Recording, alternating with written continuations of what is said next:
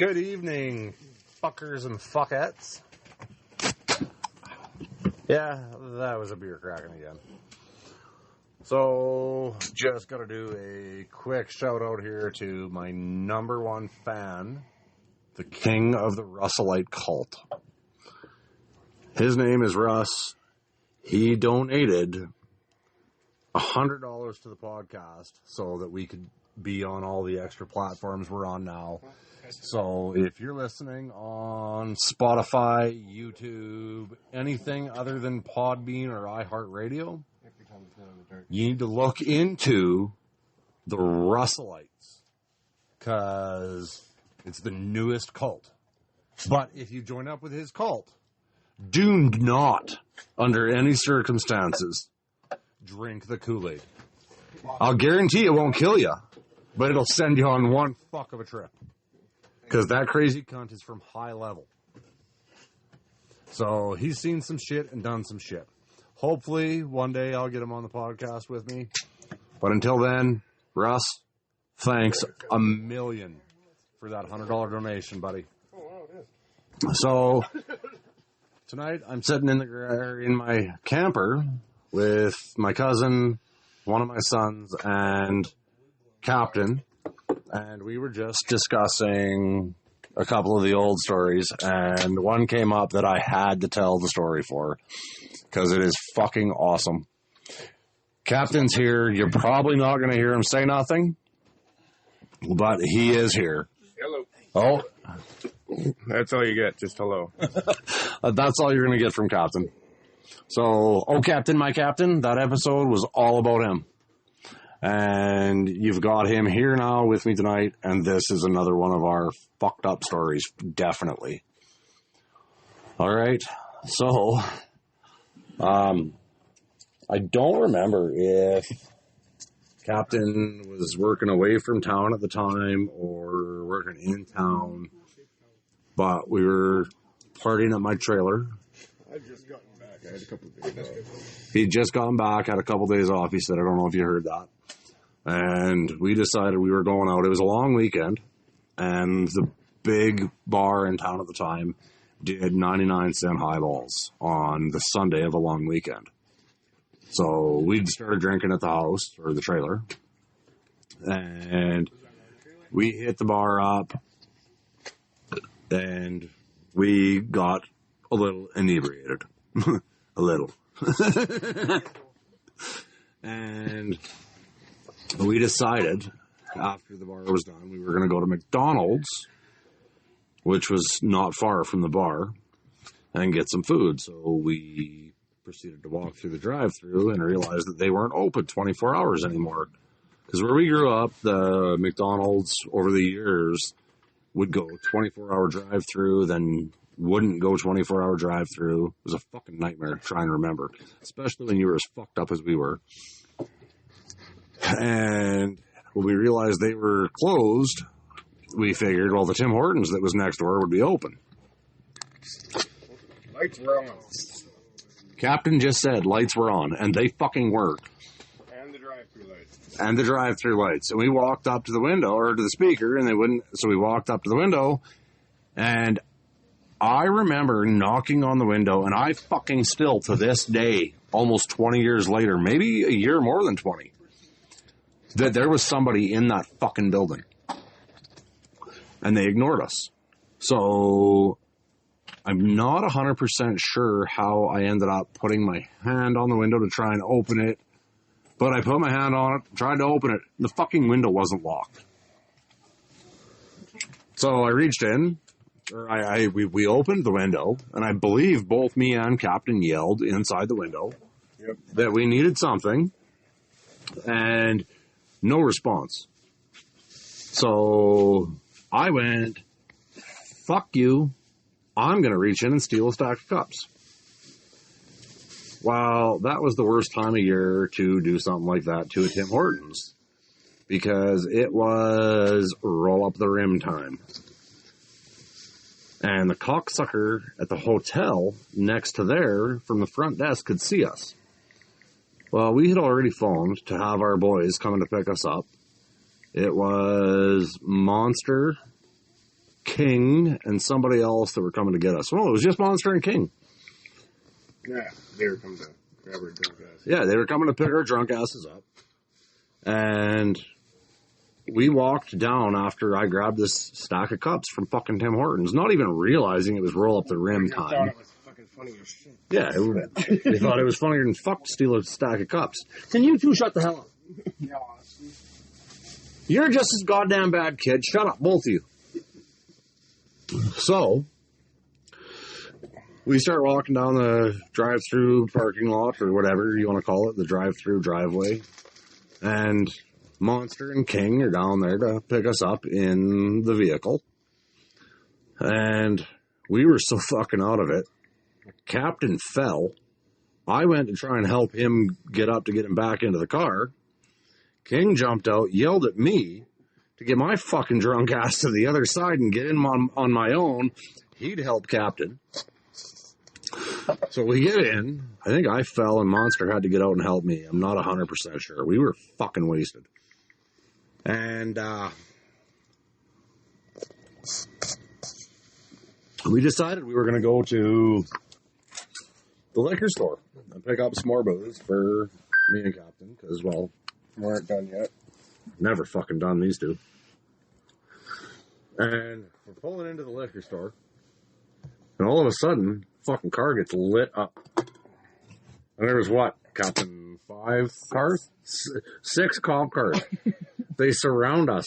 Don't fuck with your donuts.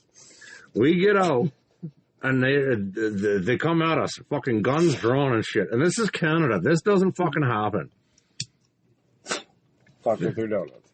6 cop cars, guns drawn, over us stealing a stack of cups. Like Captain said, don't fuck with their donuts. So we get out. They search the car. They actually put King into the car after they searched him and couldn't find anything. And that motherfucker is magical because he had his pipe Woody on him. Still didn't find it. He had that pipe for fucking years. They didn't find it when they searched him. They put him into the car with it. He's transferred it from where it was to somewhere else. I think it was into his shoe. And then when they let him out, they searched him again and still didn't fucking find it. But they ended up arresting me and Captain. They take us down to the fucking station. They send King and Monster on their way. They book me first. And oh, fuck, I almost forgot about the stupid-ass hat I was wearing that night. It was a pink, fuzzy fucking cowboy hat. Oh, yeah. So they're booking us through for the drunk tank, and they're trying to they're charging me with theft under $5,000 and breaking and entering is what the charges were. And I'm telling them, because they're trying to put these charges on the captain, I'm telling them this isn't going to fucking fly. Like, he had nothing to do with it. It was all me. Leave the fucking light alone. So the cop, he's booking me through, and he's like, so you're taking all the charges? I'm like, fuck yeah. So they booked me through, and as I'm sitting there to get my fucking mugshot, I remember falling over.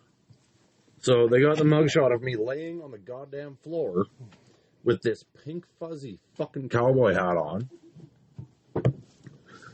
Then they're going through, and I can hear as they're going through Captain's pockets. And they're checking his wallet, and the one cop says to him, "Oh, where'd all that money come from?" And I remember hearing Captain go, "I work for a fucking living and making money. Not anything you'd remember, not anything you'd know about." That was pretty much what it was, wasn't it, Captain? No, I said I have that. Hey, do you want to wear the hat for your picture? And Captain said, "Get fucked. I'm not that stupid." Then they got him booked, and Captain went into the drunk tank for the night. And I remember trying to get as comfy as I could in my nice cushy city cell with the blankie and a little horse mattress or whatever. And I remember hearing Captain scream and yell all fucking night, calling me all kinds of names because I was in a nice cell. Then I actually went to sleep, and I woke up to a shitty-ass breakfast because I was in a city cell. I was actually being charged, so they had to feed me. I had to make friends and fucking make a fucking hacky sack. And I remember... If you want to see the tips and tricks, I'll try to post something for you. You roll it up real tight. Anyway, you'll figure it out. And I remember he smelt my breakfast. And Captain starts screaming and cursing and calling me all kinds of names in the fucking book. Because I was getting a shitty breakfast and he wasn't. And I had a cushy bed and he didn't. Yeah, fuck you. He was pretty pissed off. But he didn't walk out of there the next morning with a court date. I fucking did. Yeah, that's fair.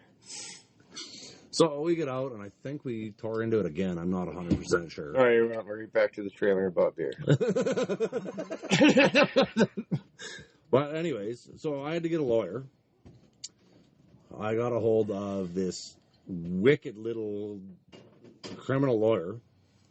She was old as balls. She's probably long gone and dead by now. And she was just a fucking drunk. My retainer to go in and see her was $50. Told her the story. God bless her. Oh yeah, she was a fucking lifesaver. Skinny bone. You know you're gonna get quality console. That old bitch saved me. Kept my ass out of jail though, on more than one occasion. Good enough. Walk into her office, you sit down, and all you could smell when you sit down across from the desk from her was vodka. Just a drunk. So she's like, this is what they're charging you with. What's your side of the story? So I told her basically everything that we just told you. The only difference was I said that Captain had just gotten engaged, which was a fucking complete and total bullshit lie. So we were out for a celebration night. Well, she got a hold of the Crown prosecutors. She called me back about a week later. She says, Bubs, this is what the Crown is offering. 6 months probation, and you pay a $350 fine. But it's not a fine. You have to put a donation to the Tim Hortons Timbits Foundation. So I was like, fuck yeah, I'll do my 6 months probation, pay the fine. She says, okay, we have to go to court to agree on this by this date, and your donation has to be made. Done.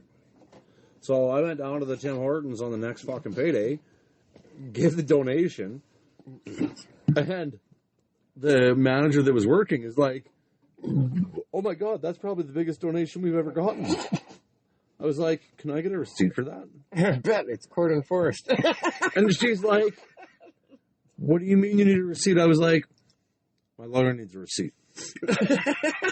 She gives me kind of a funny look. I was like, the guy that stole the cups? She's like, you're the guy! You're that guy! I was like, yeah. She went back, got her receipt book, wrote me a fucking receipt. I walked back in. I go to court. Hand my lawyer the friggin' receipt. She talks to the Crown. That's sweet. We get up in front of the judge. The judge says, well, you've kept your end of this up. You've never been charged with anything before, so 6 months probation. And I'm like, done. So I go to my first... I go to my first probation hearing with my probation officer. He takes one look at me and he goes, this is a fucking joke. He's like, you showed up for this one, you paid your fines, you've never done anything wrong in your life that you've been caught for. And he's like, I'll see you in 6 months. So that was the end of that. But thanks for listening again, everybody. And try and find the new cult. Because Russ is looking for some more cults, or for some more cult members. so that he can continue to send me more money. All right. Captain, thank you for throwing your 2 cents in once in a while. Yeah. All right, everybody. And as usual, don't walk a mile in my shoes, because that won't fucking impress me. Live 30 seconds in my head, and you will see why. I am a messed up northern boy, and these are my tales.